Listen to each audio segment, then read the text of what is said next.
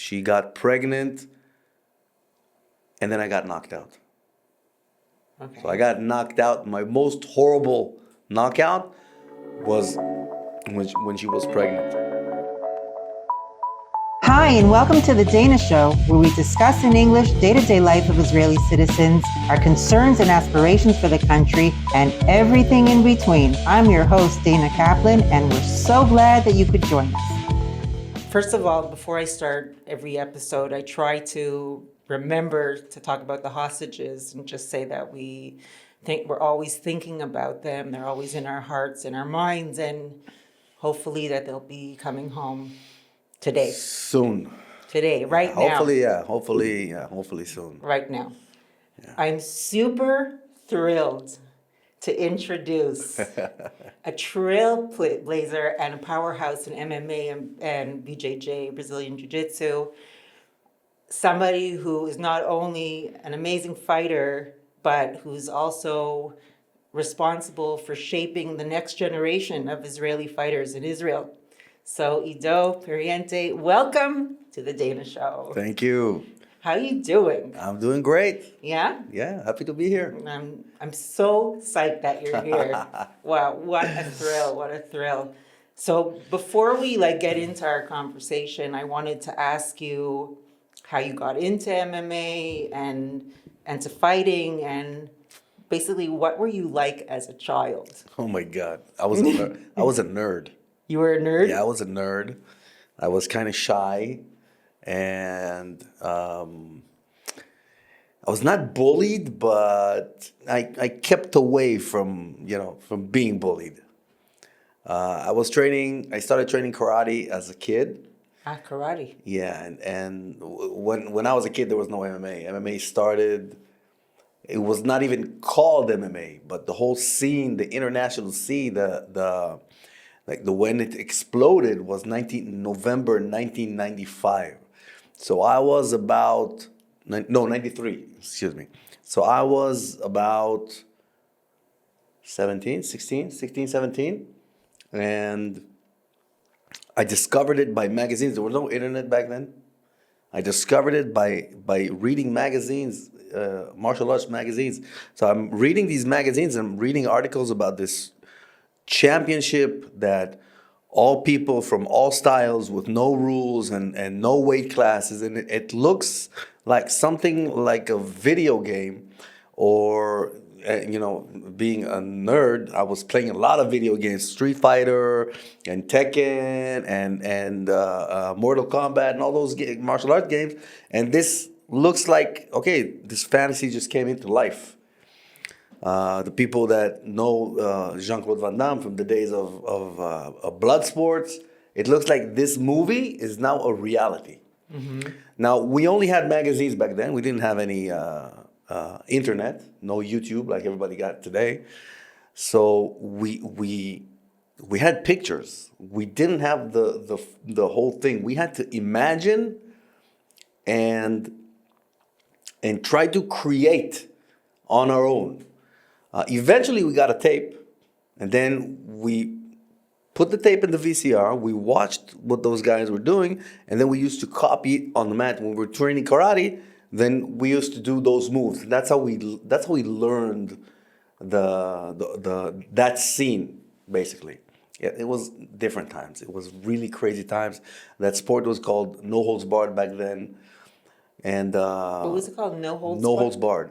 Yeah, Okay. The UFC, the Ultimate Fighting Championship, no holds barred. It wasn't a sport. It was a spectacle. It was a show. Like, let's have people just a bloodbath. And that's what it was. No rules, fight to No the death. rules. They were grabbing hair. They were kneeing the groin, headbutts. It was like a scene from a movie, like The Gladiator or something like that. Okay. And we were all infatuated by it. And slowly, I got into the army.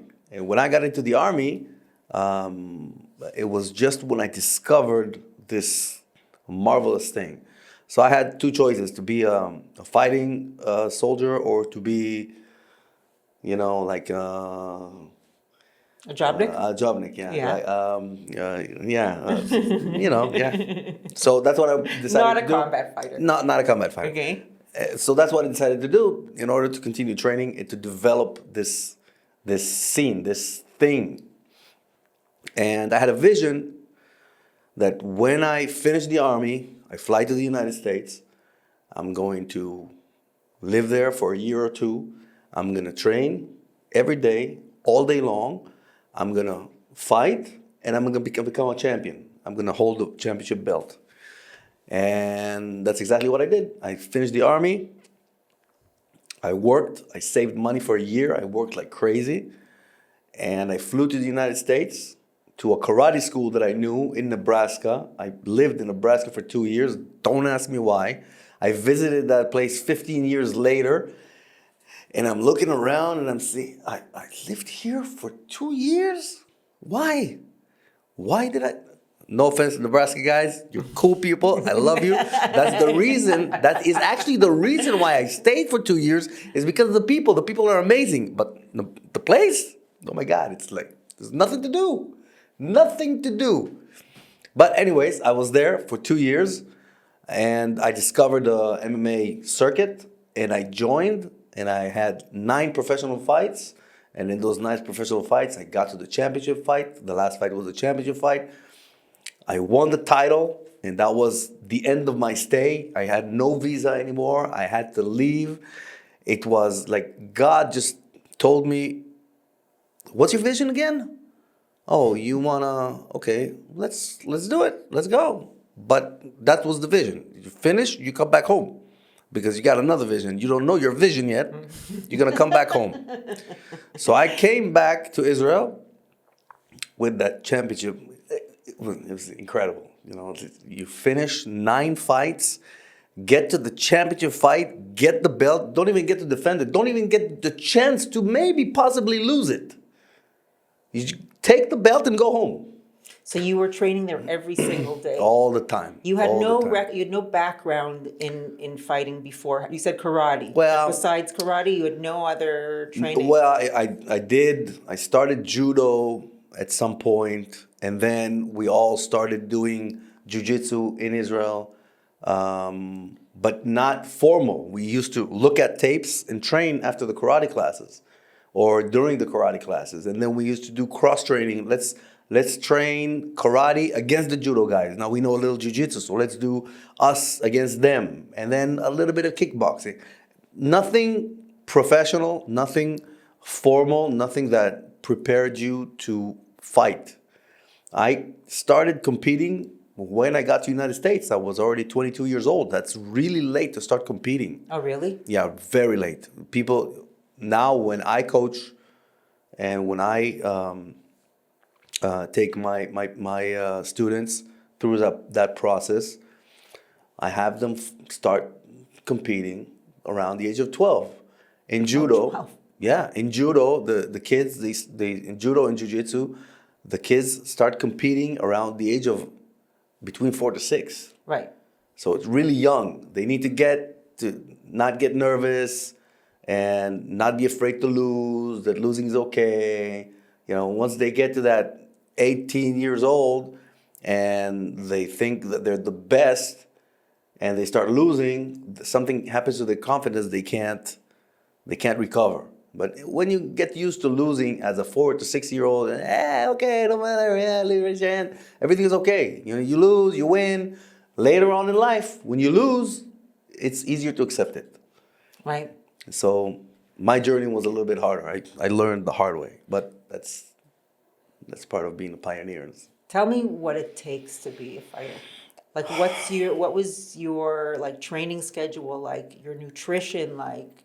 I mean, what did you have to do around that to? Again, I was the first one in Israel to do it, so I always had to figure it out on my own. My whole career was based on mistakes. I made mistakes, and then I had to correct them. And then I made mistakes, and then I had to correct them. I can tell you that only my last 2 to 3 years, I can say that I trained, ate, slept, and recovered something that is resembled to a professional fighter right now today. So 12 years I was fighting professionally, and out of those 12 years, 9 years was just, figuring out who, how, where, why. I didn't even know what weight class I was. I didn't know how to cut weight. I figured that out in 2008 when I went to the Ultimate Fighter, the reality series of the UFC. So only when I reached there was the first time that I actually cut weight to reach my potential fighting weight back then. Back then, my fighting weight was 155 pounds. Today, people my size, they fight around 145. They cut weight even more drastically. Yeah. So it's things that I didn't know how to do back then. I had to learn all the time. And now everything that I learned, everything that I experienced, all my downfalls, my losses, my failures, it's all passed down to the fighters that are today. So although weight cutting, I was the first MMA fighter cutting weight. And I had the privilege of teaching that to all the fighters that are today. There's a lot of fighters that fight today that know how to cut weight. They never have anything to do with me. I never taught them. I never even taught their coach. But there's a right way to do it and a wrong way to do it. But what I did in the beginning set the tone for everybody to do it today. Everybody's doing it right. There's many ways to do it right. Every fighter in the end has his recipe. He learns the basics, what to do and what not to do.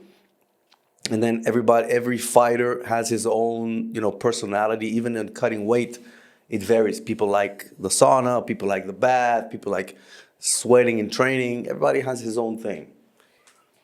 What's the benefit of cutting weight? Like, why can't you just go to a higher weight?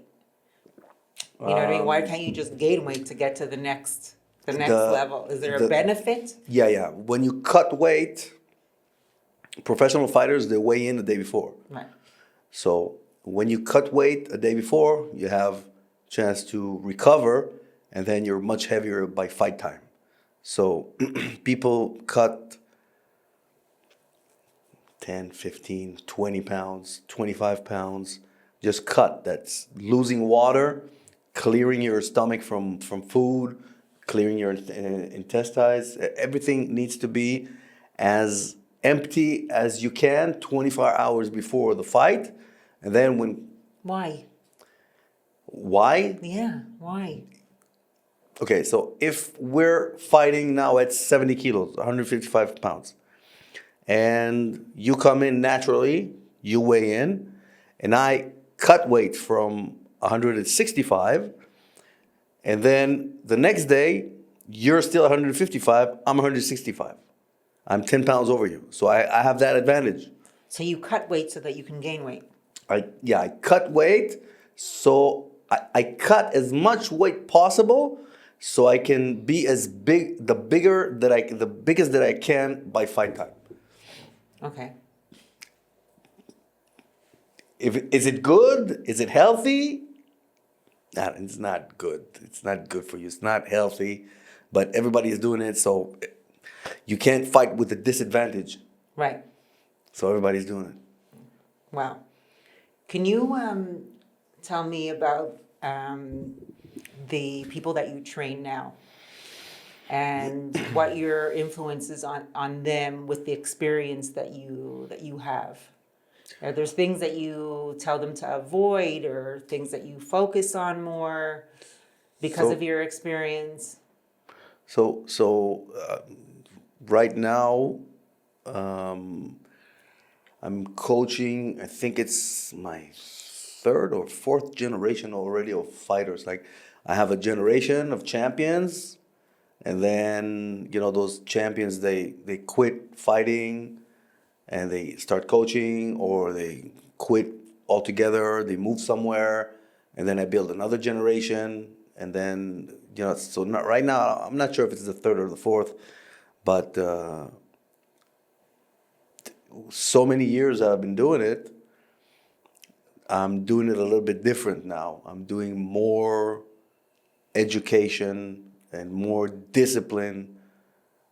This is the base of everything that I'm building those kids. First of all, be disciplined, and being disciplined is first of all being disciplined in class.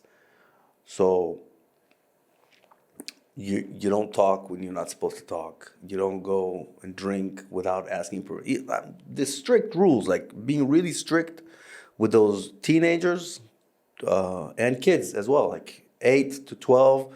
It's a certain kind of discipline, and then 12 to 16 is another kind of discipline, then 16 to 18 is another kind of discipline. Then after 18, they become like young adults, and then they start venture, and I can trust them to explore their own personality. If I don't set the boundaries at the young age, when they get to 18 and they start to be a little bit more independent, they tend to do a lot of mistakes. They tend to drink when they don't need to drink, smoke when they don't need to smoke, and do a lot of foolish things, and not be focused on goals, not being goal oriented. So this is what I'm doing with them today. Do you have anybody in your academy or anyone that you actually know who is on track to being like a professional athlete in Israel? So right now we have the federation, and the federation, the whole scene of the MMA is built out of amateurs and professionals. The federation deals only with the amateur scene. Okay. So we have the amateur scene all over the world. There's world championships and European championships for amateurs. Once you become a champion, you become really, really good. Then the professional circuits around the world, professional organizations like the UFC, Bellator, PFL, they can spot you because this amateur federation is very famous. It's called IMAF, International MMA Federation. Right. So I'm focused on IMAF. I'm not focused on professionals anymore. There's a reason for that. We'll talk about it later. But I'm focused on the amateurs. Right now, I am the CEO and president of the federation. And In Israel? yeah, in Israel. In Israel? Yeah, so I'm not only in charge of my own students in my own gym, but I'm in charge of the whole country. So I'm building now the structure and the league to get the best fighters out of Israel in any weight class in all age groups to compete internationally and get medals to Israel. Last European Championship, that was in Serbia in April. It was in the middle of the war. We went with 36 athletes in different weight classes, different ages, and we came back with 14 medals. Wow. Yeah, that's Impressive. that's pretty nice. And we've been doing this for only 4 years. Now it's going to be the 5th year. I see you travel to Chutz La'aretz Yeah, a lot. I'm international. Yeah? I love it. So you're taking these amateur fighters on different competitions? Only to the competitions of the International Federation. We have European Championship, which is for juniors, seniors, and youth. And then we have World Championship for youth, and then World Championship for youth, juniors, and seniors. So it's 3 big tournaments that we go. But first, we build the national team here in Israel, and we build a circuit of competition inside the country. So they need to compete all the time and come with experience. So this is what we're building right here now. If we can backtrack for a second, you have a 17-8 record, right? Yeah, 17-8, 25 fights? 25 fights, yeah. Right? See, I did my homework. It's good because a lot of my fights are not listed. I know. A lot of them are I know. good. I've been doing my research. Good. My question to you is, now that you're a coach, if you had an athlete like yourself, would you have done anything different? Wow. If I had an athlete like myself, Like yourself. I would quit. I wouldn't train him. I was difficult. I bow down on my knees and I say grace to God and to my coach, to God to giving me that coach to have the patience to deal with me. I was impossible. Amazing. From what perspective? See, I'm speaking Hebrew. I don't even know why. It's crazy. I've been here way too long. I, You there weren't were disciplined? I was disciplined, but I thought there were, and this happens to a lot of athletes. They reach to a point where they think they know better than the coach, and then they start arguing, and it leads to bad places. I know that my worst, I had a knock. I got knocked out here in Israel, and it was really bad. And that knockout came because I was not listening to my coach. He told me to fight in a certain way, and I told him, nope, I'm gonna fight a different way. I thought I knew better than him, and I got knocked out, and that was a lesson that I refused to learn until the end. Only when I quit fighting, I could reflect back and think about that knockout and say, wow, I was such a horrible athlete to my coach. Such a horrible Are student. you still in touch with him now? Of course. Yeah? Of course. He's a mentor for me. Oh, really? What's his name? Itzik Franco. I can still, we don't talk about fighting. We don't talk about this stuff. He's on a different path on his way. He works with disabled kids with martial arts. He does something spectacular. He has a home that is especially for challenged kids, and he combines martial arts and cooking. Yeah, this is incredible. At the same time. No, not at the same time, but one time they come to cook, one time they come to a martial arts class. He kind of plays around with that, and he reaches incredible results with these kids. So he's on a different track today, but I can always call him up and talk to him about things that are not good in my life, and I know I'll get the best advice ever. Cool. He's a good mentor. So you were saying before about the IMMAF, right? Yeah. The federation, and it's an international federation. So my question to you is, because of our current situation in Israel, was there any support from the international community to Israel during this time? Well, the people that run the federation on a personal level, they were really supportive of me on a personal level. Okay. But as a federation, they didn't.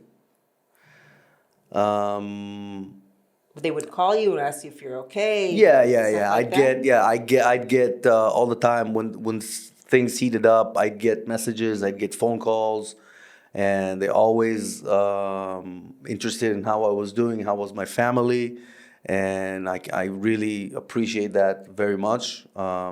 They made me feel like I'm seen. They really we missed, because of the war. We missed World Championship by youth and World Championship adults twice. Why did you miss it? Because the first one was in Albania, and it was a red country, we couldn't fly. Second one was in Abu Dhabi, but the reason was not Abu Dhabi. Abu Dhabi is cool with us. The reason is World Championship was right after the elimination of, not Sinwar, the other guy, Hania. Right after. Like, we bought the tickets, we paid everything. The elimination of Hania, and then, like, the next day, we get calls from the national security. Look, cancel everything, you're not going. So, what? Everybody's ready. Oh, you're not going, I'm sorry. What about the UFC community? Well, the UFC is a private organization, and they can do whatever they want. And they have on their roster 2 fighters from Israel, but they're not pay-per-view main event fighters yet, so their voices are not heard. On the other side, they have two Muslims. One is American, which his parents originated from here. He calls himself a Palestinian, and he's a welterweight champion, and he raises the Palestinian flag and walks with those watermelons, and his voice is heard. Something that we're doing now. The other one is a Chechnyan. He's a Muslim, and he's like he's really extreme on the other side, talking about Israel really bad. So who do we have? We have Natan Levy, which he is a good spokesman, and a lot of people in the United States love him. But so our problem as Israeli athletes has always been and always will be the problem of money. We don't have enough money to support and grow our athletes. So Natan Levy is 30-something years old. He started also competing at a very, very late age. And so he's there and he's doing a good job. He's doing a tremendous job, but we need more athletes from Israel to reach to that level. Mm-hmm. So part of the things that we're doing in the federation right now, we're reaching out to donors to help us raise money to get more the athletes here in Israel, to support the athletes here in Israel, to have an easier time competing and fighting and reaching that level. So when they are finished with their amateur career, they have experience, they have the knowledge, they can go to the United States, they have an easy time going into the UFC, and Be'ezrat Hashem, we will see Israeli fighter champion wearing that flag in the middle of the octagon and not the other flag. How has the war affected you and your academy? I remember last time that we spoke, it was like right after the corona, and you moved from Renana to Kfar Saba. Oh yeah, right? Oh yeah. Right. So how did the war affect you? Did you have soldiers that were sent to Miluim? Look, luckily for me, it affected, but not drastically. Okay. Luckily for me, because I was always on top of things. I had a lot of soldiers, a lot of people that went into the army and enlisted, but they always came back to train on their vacations. Mm-hmm. So it kept pretty good. We have miklat, shelter, right across the street. So parents felt safe to bring their kids. And, we had the sirens, and we used to run, in the middle of the day, in the middle of class. Something incredible happened. All the sirens always happened in the end of the class. It was incredible. Class ends, siren. Oh, okay, let's go. It happened. And you guys have had sirens there, huh? In Kfar Saba, no, not that much. Because I see a lot in like Kochav Yair, in Netanya. Now, since they started throwing the drones. And the long distance missiles. So but during the beginning, wow, hardly any. So I think they stopped. They didn't reach Haifa in the beginning, and they went up to Petah Tikva, and then they stopped there. Like we were in Kfar Saba, we were cool. All right, good. Yeah. So you haven't really felt any kind of... luckily for me, where I was, not too much. But I know the other, because I'm always in touch with all the coaches from the federation. Then there are gyms that completely closed since the beginning of the war. We have a coach from Kiryat Shmona that he's around 60 something.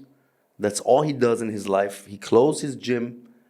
His house got hit by a rocket.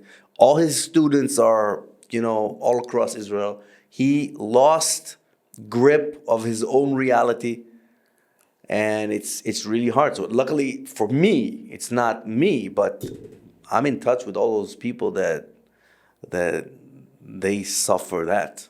Yeah. Tell me about how BJJ improves or helps like soldiers. Is it something that is useful for them in combat, or not so much? Because you don't have so much. They don't have so much like contact with the enemy Of face course, to face. of course. But how does it help them maybe in terms of discipline and patience and things like that? Do you discuss that with them? You know what? It's a good point that you're making. I haven't discussed it with them because that's true. They in Brazilian Jiu-Jitsu and MMA, it's really a closed combat sport. It's really a wrestling and grappling type of sport. So it's almost never. It's really close to never needing to use that when you're using guns, rifles, tanks, and all that stuff. So you're really fighting from a distance. But mentally, what jiu-jitsu does to you, and emotionally, what it does to you, it allows you to stay in really, really tough situations for a long period of time. So you become really resilient. And imagine that someone that is between 20 to 50 pounds heavier than you is just laying on top of your head. He's not doing anything serious. He's not bending your arm in the wrong way. He's not putting you in an arm lock or a leg lock where you have to submit. He's not choking you where you can't breathe, but you are suffocating, and it's really hard to move. You're really getting frustrated. It's becoming claustrophobic. So when you get used to that sensation, it's really easy to handle other situations that are like that in life. Have you ever needed to use your skills outside of the cage or outside of the gym? I use my skills every day. No, I mean your fighting I know skills. what you mean. Yeah. I know what you mean, but you mean. I just want to say, first of all, I'm sorry to interrupt you because I want to punch someone's lights out at least 20 times a day in this country. So I want to know what it feels like to knock someone unconscious. Tell me you don't. No, I've never knocked anybody unconscious. No? No, of course You not. haven't had any knockouts? Outside of the ring? Not okay. I mean, inside the ring. Yeah, you have, inside but the ring. outside Yeah, the ring, no. inside the Okay. ring, and sometimes in practice, some Okay, but outside things the ring, happen. no. But outside the ring, no. It's I'll Never tell you needed this. you never needed to No. use self-defense? No. Okay. No, it's two reasons. Okay. Two reasons. First reason is restraint. Someone like us that are really trained, we're trained to a really high level. So if I would have done something to someone who's not trained, and he can't handle it, I mean, it's really dangerous. If I punch somebody in the face who's never been punched before in the face, the damage, he doesn't even know how to receive the punch. Right. So So you would rather bespoke the injury than give one to him because you would probably hurt him a lot worse than he hurt you. I have a friend that was a national champion in Muay Thai. Okay. And he was in the beach, was on the beach with his family, and there was some guy, starting to talk really dirty, and he told, calm down. And eventually he punched him in the face. He knocked him out, broke his jaw in 3 places. What happened after that is he went to sue him. The guy who got knocked out went to sue him. The lawyer found out who he was, and that escalated. That went really bad. Mm-hmm. So it's not a good idea to punch somebody if you need to, if it's a matter of life and death, then okay, of course.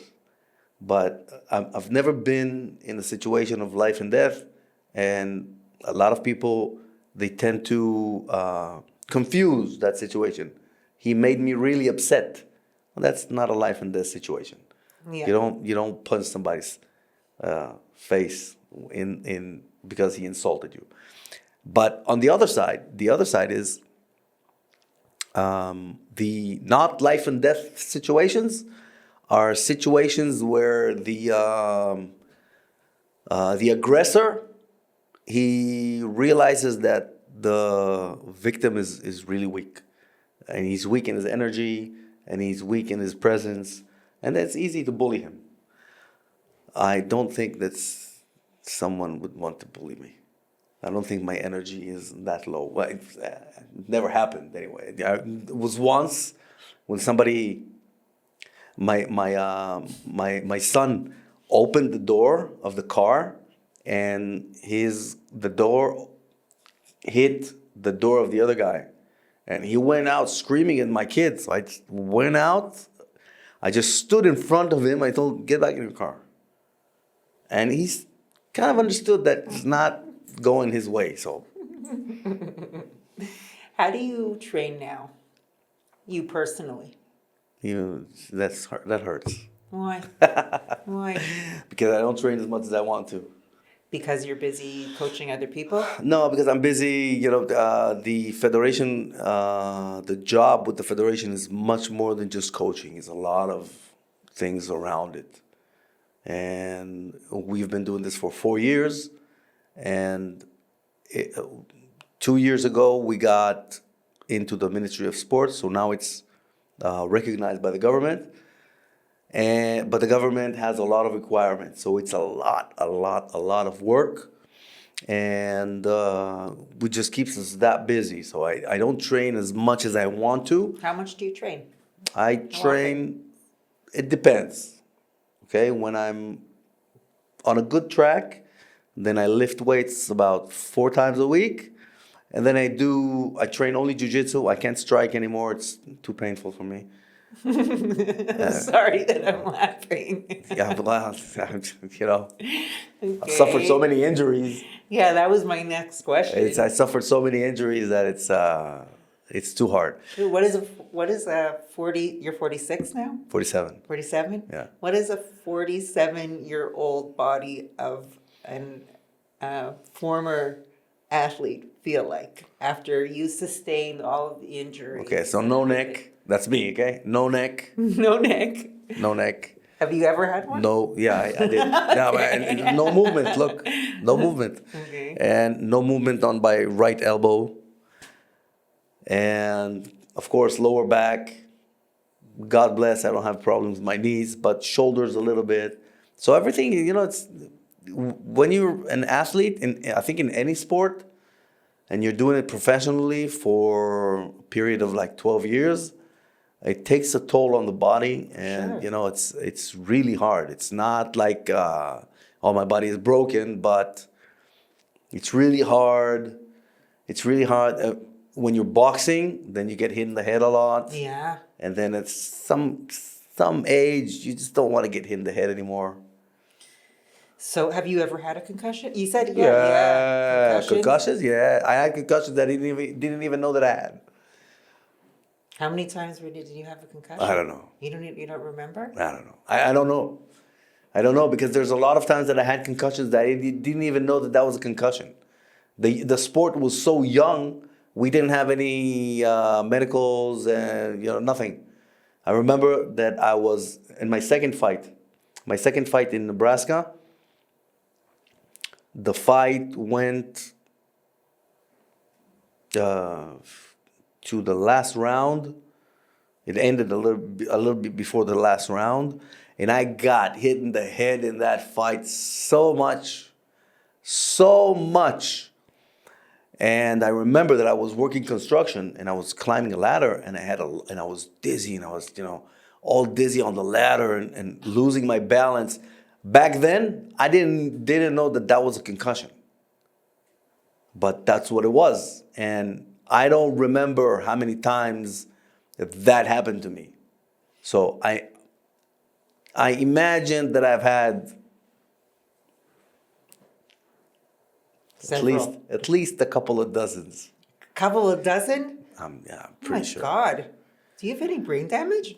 Probably. Oh my God. Do I look sane? Come on. I'm not going to say.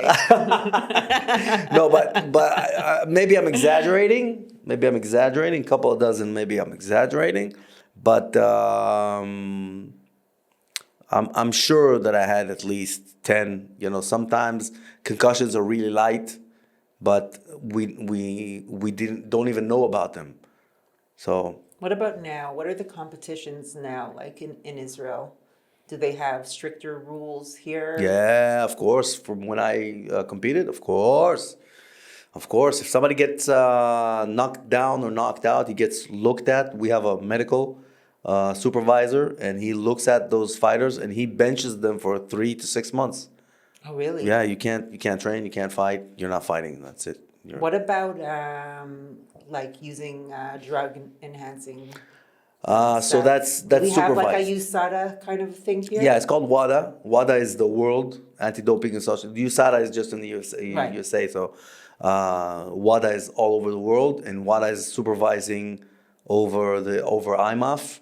And yeah, they're checking the athletes. They haven't started checking us yet, but I know they're checking other national sports that we are in contact with. So it's just a matter of time. Who arranges the competitions in Israel? You? Me? So it's not just from your place though. You take from all No, over, all the country. from the whole country. What is somebody? And this is how I decide. Me and my team. This is how we decide who the national team is based on the victories and the successes. Okay, so if somebody was interested in becoming a fighter, what would the track be like for them? You say you start at a very early age. Well, you need to find a gym that is an MMA gym that is recognized by the federation, and if you're in a gym that is not recognized by by the federation and you want to compete, then you should tell your coach to register to the federation. I don't think there's any gym today in Israel that is not with the federation, but this is what we did for the 4 years that we formed this thing. How many gyms are in the federation now in There's Israel? about 104. Wow. Yeah, all country. Where most of them located? Well, Like in Tel Aviv kind of thing? no, it's all from Elat to Nahariya and Kiryat Shmona. In Kiryat Shmona there is one, in Nahariya there is one, and then as you go south, Haifa there's one, I think. Besides Matan, is there anyone else who's like in track to becoming like a professional, international? Yeah. There's a few. Yeah? Yeah, there's a few. There's one. It's called Shimon Smotritsky. He is fighting right now in a organization called Fury in the United States. It's an organization that is owned by the UFC. He's going to fight for the title there, and I'm assuming that after he beats the guy and gets the title, then he'll get a call from the UFC. There's another guy who's a Druze from the north, Yanar Shmoz, his name is, and he's pretty good. He just doesn't voice out as well as What does that mean? as well as Voice out? Natan. He doesn't speak too much.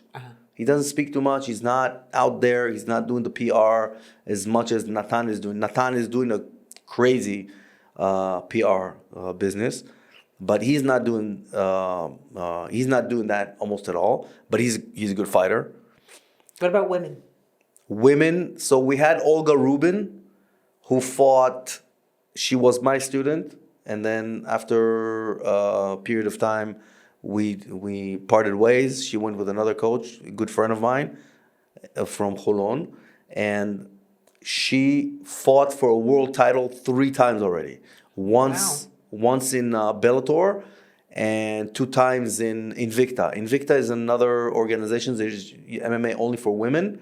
It's also owned by the UFC. And most of the champions in Invicta, they get pulled into the UFC. She's quite at the end of her career. she had a wonderful career. She did those 3 fights, but she had quite a few fights in Bellator. She had a few fights here in Israel, and Can she did women great. and men fight against each other in the same No. weight class? No, Why not? no. If they're in the same weight class, why No, not? no, it's you can't, Why? because I know why, but can you tell me? anatomically we are built different. Even if we're gonna be on the same weight class, it's a different strength. I mean, you do CrossFit, so you see how Men and men women, lift and yeah. how women lift. It's not the same. Different strength. Yeah, it's different strength, and it's different speed, and it's different agility. And women, they get pregnant, they move out of the scene, they come back to the scene. Between women, everything is fair, but if you put a man against a woman, she doesn't have a chance. I'm, there's a topic that I really it hurts me, the transgender Oh yeah. that compete in sports. I mean, if you wanna, this is your lifestyle, then it's fine. But if you were born male, you have a Hormones, significant advantage Yeah. over women. And there is a transgender fighter in MMA. Her name is Fallon Fox, and when she fights these women, it looks like a one-sided brawl. When she annihilates them. Yeah, they look ridiculous compared to her. I don't think she can fight against men today because she's taking the female hormone, but she cannot fight against female because she has that background of being a male, and she's just that much stronger than them. It's impossible. Do you have American citizenship? No. Well, your English is really good. Yeah, this is because I lived in South America when I was 4 to 10, 6 years, and I studied in American school. So pre-kindergarten, kindergarten, first grade, second grade, third grade, fourth grade, and American school. So I learned English. And then you went to Nebraska. And then I went to Nebraska, to make it even more American. Oh wow! If somebody is interested in Brazilian Jiu-Jitsu, but they're intimidated by the whole scene, right? What would you say to them to convince them to come into? It depends on what they're intimidated of, because different people fear different things. Now, you're talking about Brazilian Jiu-Jitsu and we're talking about MMA. It's two Right. things that are similar, but they are different. So in my academy, my gym, we have two separate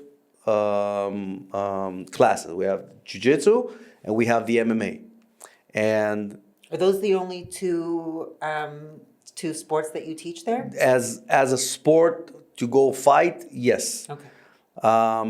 Jiu-Jitsu is Jiu-Jitsu. MMA is built out of a lot of things. So I have an MMA class, but then I have a separate class for kickboxing, separate class for boxing, separate class for wrestling, and of course, a separate class for Jiu-Jitsu. So the people that want to be good at MMA, they come to train MMA, but they have to train in all the different disciplines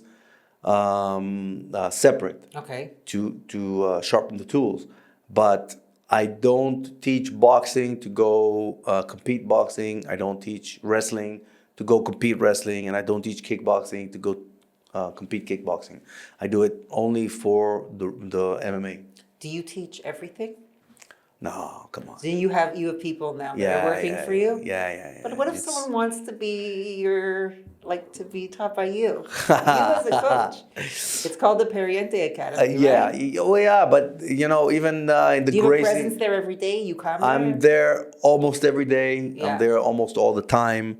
I love coaching, but I have to also build the next generation of coaches, and this is what I'm doing now. I'm taking people and I'm directing them.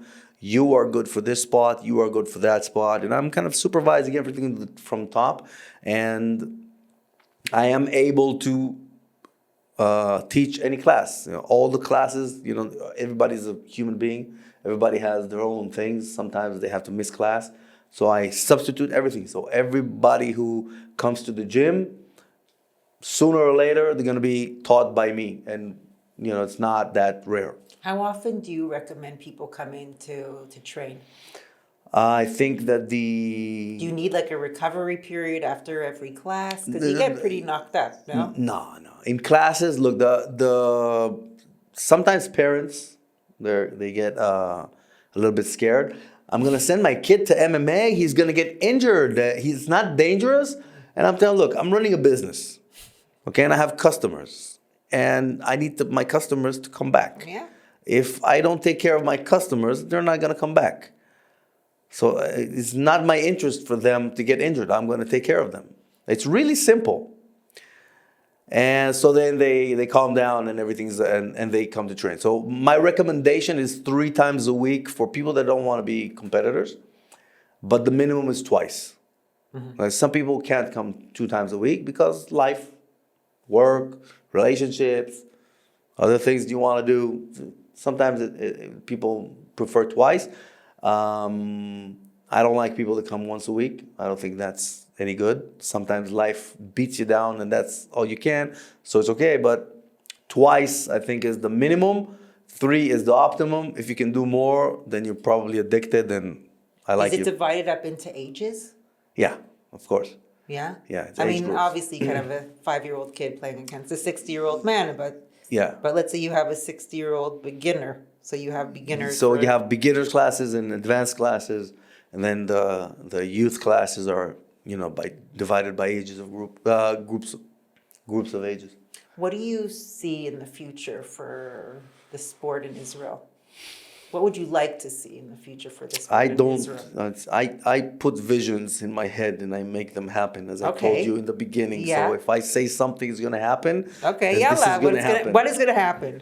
What's going to happen is MMA in Israel is going to be one of the top 4 most popular sports in the country. We're going to have a couple of dozen medalists a year, going to be funded by the government, like all the judo players, all the jiu-jitsu players. It's going to be recognized. It's going to be on TV. It is on TV, but it's going to be more popular. And we are going to produce fighters that are going to reach the UFC, and they're going to raise our flag. There's going to be almost once a month, there's going to be an Israeli flag on the UFC. Really? Yeah. In the United States? In the United States. In the United States, in Europe, the UFC is all the world. It's all over the world now. But yeah. Wow. I hope so.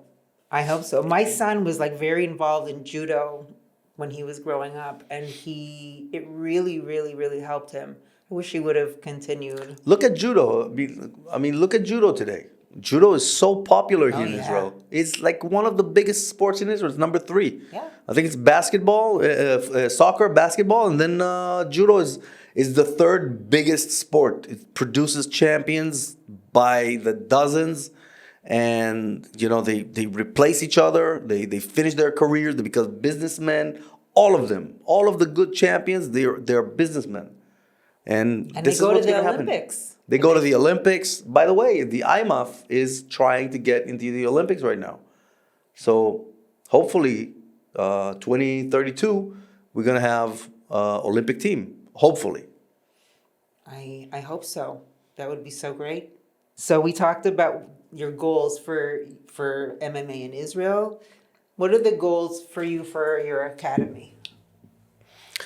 For my academy, my goals are to have more coaches, people that have the visions like I have it, like I have them.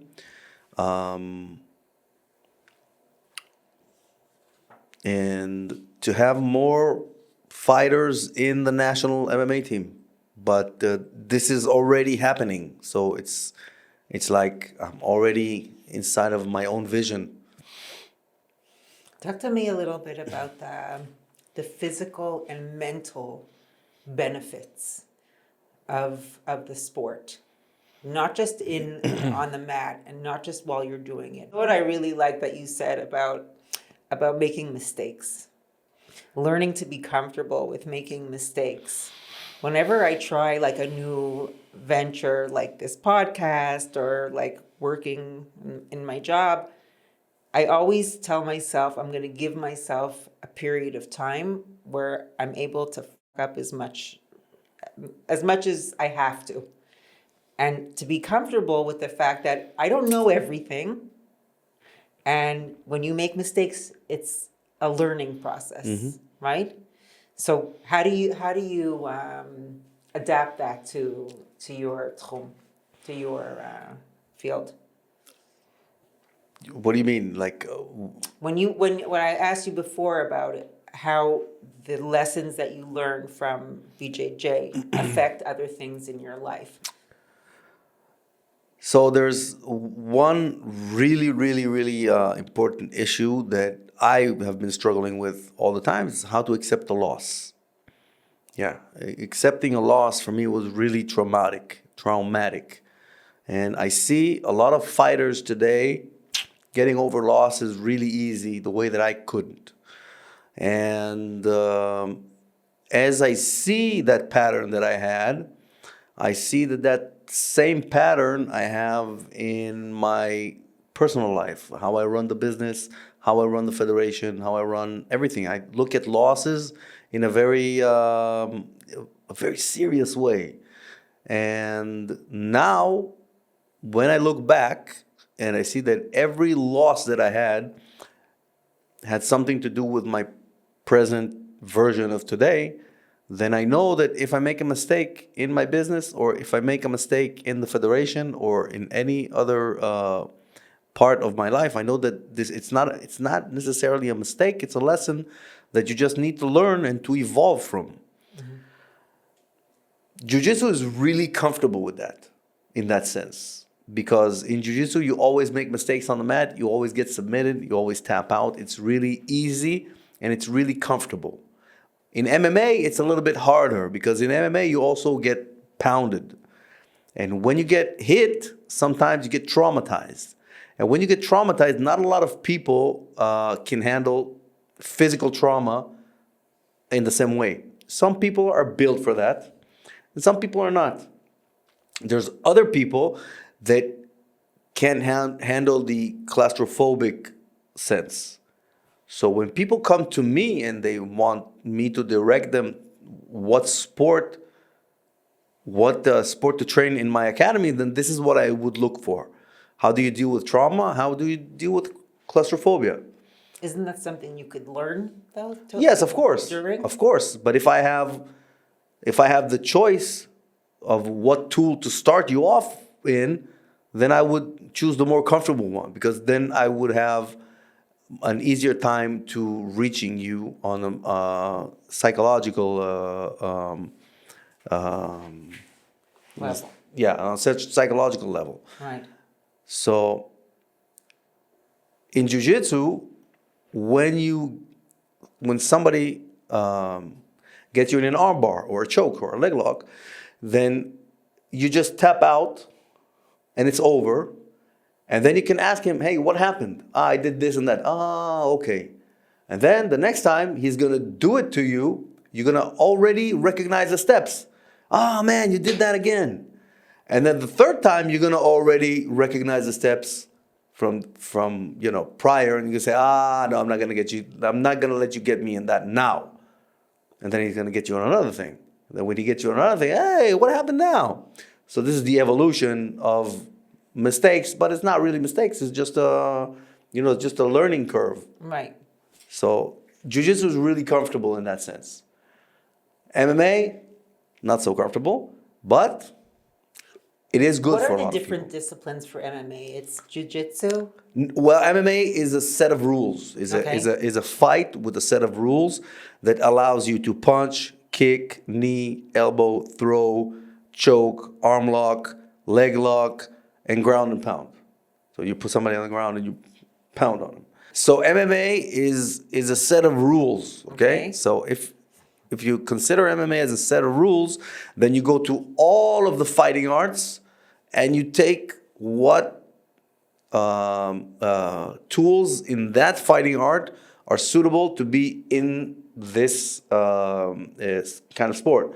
So basically, if you look at it, it's jiu-jitsu, wrestling, boxing, and kickboxing. But then you have karate. It's the same. And then you have judo. It's the same. Then you have sambo. It's the same. And then you have kung fu, whatever, you can dig out of kung fu. And then you have, I don't know, a sanda, which is a Chinese form of kickboxing. And then capoeira. So you can basically add anything, any martial art that the weapons are suitable for this kind of fight. So what would not be? So Krav Maga, we can't, because I can't take someone's eye out, and I can't knee somebody in the groin, and I could not use like martial arts that have weapons. But other than that, all the martial arts are in. So the ones that are the most useful are the ones that you teach in the academy? They are the ones that are most useful for me. Maybe for somebody else, something else is useful, because there was a champion called Lyoto Machida, and he came from a traditional style of karate. He was really good, and he made those adaptations. Okay, adapt to this and adapt to that, and this is what they teach. So for them, this is good, and that's what makes the sport interesting, because a lot of disciplines, a lot of styles, and then they clash and see what is better. What's your favorite maneuver, move, whatever you call it? My favorite move, that changes all the time, but usually the arm triangle. Arm triangle? How does it The work? choke. You Rear get some. naked choke? No, it's an arm triangle. Arm It's from the triangle? front. Could you try it on me? You sure? Yeah. Don't hurt me. Try it. Yeah. I'm taller than you though. Okay. Like this? Okay. Oh my God. And so you just strangle the person? And then he taps out. When he cannot breathe, he'll tap. So that's standing up. Yeah. That's for standing up. No, but you get it on the ground. You put the person on the ground, and You then do that and then you somehow get them onto yeah, the ground like that? you control them on the ground, and then you go to the side and you get the arm triangle and you choke. For somebody who doesn't have experience like me, what would be the best move that I could use on somebody? There's no such thing. The easiest one. What's the easiest one to learn? There is no easy learn. It doesn't work that way, because everything that you learn, you need to practice first. You need to practice it, the move without resistance, and then you have to do like a specific training where the guy is only trying to do something and you're trying to catch that move, and then you have to try to catch it on a free fight. Everybody is built different. Everybody's coordination, muscle coordination, it works different. So different moves apply better to different people. People with long legs will probably try to do a triangle with the legs. People with long arms would probably try to do this move. People, you know what I mean? Yeah, I understand. Some people would Everybody's probably built differently. Yeah, some people like to be on top position. Some people like to fight from the bottom position. It really is a difference. How does strength play a role in the whole thing? So strength is the opposite of technique. Right. So whenever your technique is really, really, really high, you can overcome strength. But when the strength is really high, you can compensate on the lack of technique. So that you need to have both. You can't have only one. I have one guy in my gym, so strong,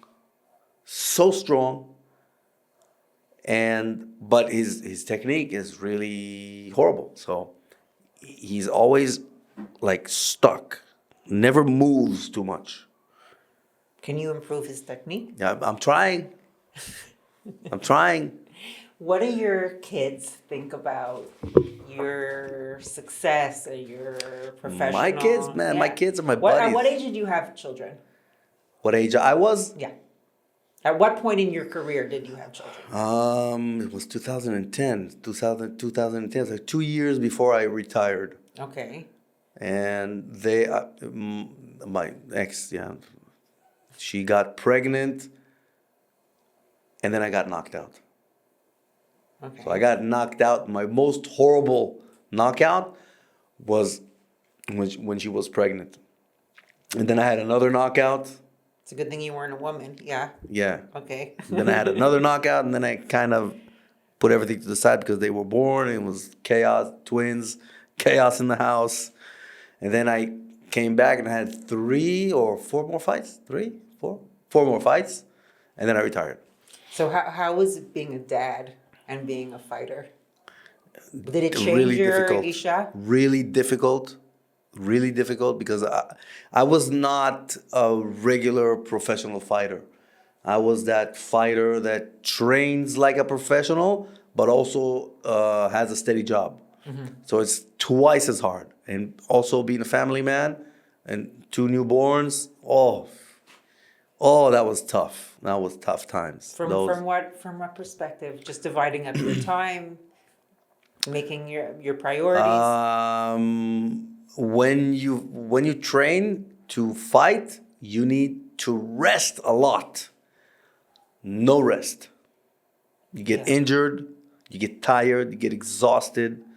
You have no time for yourself, no time to really improve your game, to look at your game, see what you have to improve. It's like you're on automatic pilot. So I think there was one tool that I was able to improve really good when my kids were already born, and that's the tool that saved the end of my career. That was it. The tool that saved your career. Yeah, it was the boxing. I took a private coach that I really liked the style that he works with, and it really helped me with the things that I was lacking, and it really helped the end of my career. Did your kids come to your academy? Did they train also? Yeah, my kids are 14 years old now. Yeah. They are green belts in jiu-jitsu. One of them is a competitor, and he's making his way to the national team right now. He's going to be in the national team, hopefully. Or do you encourage him? It's tough because I don't really want him to be another version of me, but Because because I know how tough it is. I know what it requires, and I know what it takes. does he want to be just like you? I don't think that he wants to be just like me. I think that he wants to be in the sport. I think he really likes it. I think I am a role model for him, but I don't think that he wants to do it exactly like me. And that's the hard part because I know how I did. He's my son and he's also my student. And where am I a father and where am I a coach and where am I the head of the federation? And, oh, it's so hard. Yeah. It's so hard. Oh, I can only imagine. It Yeah. sounds like it's really intense and busy for you. Yeah. It's like wearing 3 hats on the same time with your kids. It's crazy. Yeah. So what's the range of time or the maximum age you would like for a fighter in general? What do you mean? Besides the fact of being a father, having children, when is like the cap of when you should stop competing? When you should retire as an MMA fighter? Yeah. So researchers show that lifespan of a professional fighter is around 9 years. After 9 years, you should start thinking about retirement. It doesn't matter when you started. It matters how long you've been doing it. Because when you start, have you seen Rocky? Of course. Remember when Apollo Creed in Rocky 4, when Apollo Creed wants to fight Drago, and then Rocky tells him, "Look, we're not those kids anymore. We're not hungry. We became civilized. Yeah. We're not at that same point. This guy is a monster. Right. We're not at that You don't same. have the same hunger. You don't have that same hunger. We have a full belly. Okay. Right. Mike Tyson's son told him, I want to be a boxer. I said, what? Shut up. You're Mike Tyson's kid. You got enough money. I fought because I had nothing to eat. So that's the only way I could put food on the table. And Right. what happens to those fighters when they start getting a lot of money? They start living the life. Is that the And way then- you feel about your kids? What do you mean? But that you don't, like we said before, that you were a little hesitant about him getting into it. I don't want him to put all his focus on that. I would say that to anybody, unless I have, faith that this guy, okay, you guys can be you can be a UFC fighter, you can make a crazy career. Good, go for it. I went to a class to check it out. I really, really liked it. I really like the fact that, like we said, Where, before, here in Modin? about the technique. I think that is super cool. That you don't have to be the same size as somebody, and you could really take them down. I just wasn't able to focus on it because I'm involved in another branch of training, and it was too much. What did you do? Jiu-Jitsu? Yeah. Okay. I just took like an introductory class just to see what it was like. It was a while ago, and I really really liked it. It was just too much for me. Like I have a little bit of of course. ADHD. I just can't do too many things at the same time. Lifting weights. I can do one thing. Yeah, I can. No, but you also need time. That's another thing Yeah, of about getting course. older. Of course. Is like how many days a week do I have? How many hours a day? And also my recovery. Obviously I'm not going to train at a high level, but still, I'm not a child. Jiu-Jitsu is really hard on the joints. If you do it, you have to do it at least twice a week, as I said. And at older ages, like after 35, it takes time to recover from time to time. How often do you recommend people stretch and do like mobility things, or is that in each class you do that? We do that during the class. We do the mobility in the beginning of the class to get the body warmed up to those exercises that we're going to do. So there's a lot of warming up exercises that get your body flowing in the direction where your body needs to move as you're fighting. So the same techniques that I'm going to teach, I'm going to drill your body in the beginning of a class so your body's already adjusted to moving in that direction. Yeah, cool.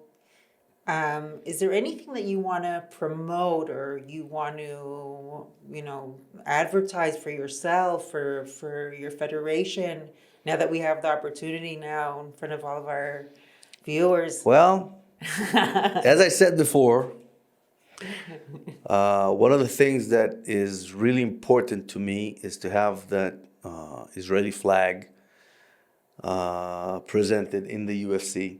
And I would like to see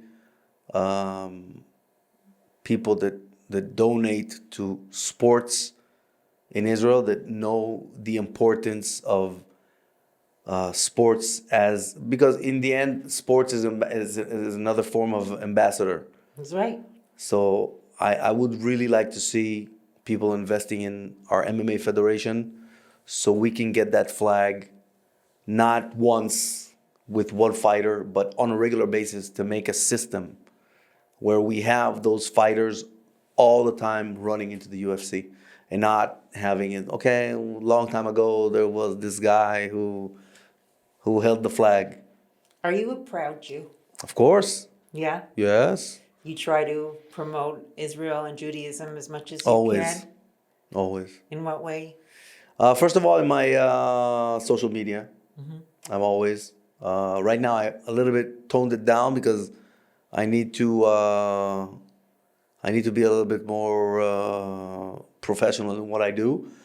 But I was always proud of wearing the flag in any fight that I had internationally. I always wore the flag. Any tournament in jiu-jitsu, I stepped on the podium always wearing the flag. always with my students. I'm always with the flag. Throughout my career, I had different kinds of logos. I made sure that the Jewish symbols were always on my logos. Either it's the Star of David or it's the lion from Zion. Always. Do you have any enemies? Enemies? Yeah. Do you ever get any pushback from like wearing a Jewish star or Oh, something? you mean in the well, there was once in a tournament in Abu Dhabi. People started. It was before the war. People started yelling "Free Palestine." There was a little bit of an incident, and European Championship in the war. Some guy started yelling to us, but our security managed it. When I was in the United States, I was fighting that same fight that I told you, the one that I had a concussion. Oh, not the same one. Another one, but in that same town, Hastings, Nebraska. I go into the ring, into the cage, and they promote me as from Tel Aviv, Israel. Did they call you the Hebrew Hammer? Yeah, that was before that name caught, or maybe it's after. I don't. Yeah, no, that name was already there, and there's a couple of people just started yelling, "You fucking kike!" and threw beers in the inside the cage after I won. It was just funny. I don't know if that's so funny. It's funny because I don't even know. I don't think they even know what they were saying. It's Hastings, Nebraska. What do you think about what's going on in United States with all the anti-Semitism now? I think that the world's gone crazy. I think that people are really. I think it's not only the war. I think the whole transgender community and the whole pro-Palestine. The liberals. I think it's the same. It's they're feeding off of the same information. I think they're insane, and I really think it's the same. It's the same group. Really? It really looks like, because they're not saying the same things, but they're acting in the same way. They're talking about their feelings in that same way, and it sounds ridiculous. It looks ridiculous. People are talking about what's happening here in Israel. You've never been here. How do you know? I'm going into the United States. Somebody's gonna call me a babe murderer. Me? Have you ever seen me murder a baby? But where did you get that audacity to tell me that I murdered a baby because somebody hid under? Or even apartheid. Like, what the hell is They don't even know what apartheid means. They're yelling genocide. You don't even know what genocide means. I don't understand how it could get this far without them even speaking the truth or having any proof. Because they're brainwashed. I understand that they're brainwashed. They're brainwashed, and there's little that we can do about it. There's really little that you can do about it. Except for just continue being as amazing as As we are. we are. That's it. As Be we happy. are. Always be happy. Always be happy. This is the Jewish power, to always Yeah. be happy. Ido, my podcast is about amazing people in Israel. And honestly, I'm like so proud that I know you, that you really made a difference in this country. And I hope that you continue in this way. I just want to thank you so much Thank for you. coming here today and making me happy and hopefully other people. And I wish you Thank a you. lot of luck and success in the future. Thank you. Thank you. Thank you. It was a pleasure. I had a lot of fun. Yay! And Yay. your podcast is amazing. You have Wow, a great thank energy. you. And I see Dayna, the Dayna show. And It's you gonna be- say my name properly, which is already a bonus. Yeah. Why? Most Israelis, they can't even say Dayna. They say Dayana, Dayana. Dina. They just can't get it. Well, it's easy because I have Dana White from the UFC, so exactly. it's the same. Well, for me. but we don't spell our name. the It doesn't same way. matter. It doesn't matter. Yeah, Dana White and I have a lot of differences. Probably about 3 billion. Anyway, thank you, sweetie. My bad. Thank you for tuning in to this week's episode of The Dayna Show. If you like what you heard, you can subscribe to the podcast, like and share with your friends on social media, and rate us 5 stars. Don't forget to tune in next week, and we'll see you then.